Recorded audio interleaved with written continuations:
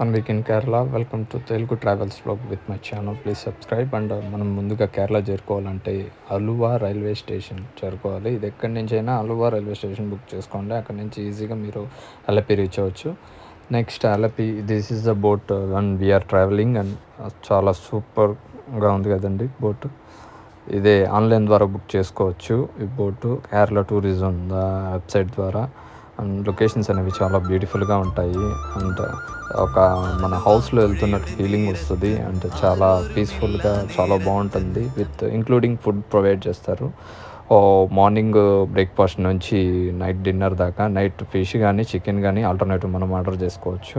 దాన్ని బట్టి వాళ్ళు కుక్ చేస్తారు. చాలా టేస్టీగా ఉంటుంది ఫుడ్ కూడా.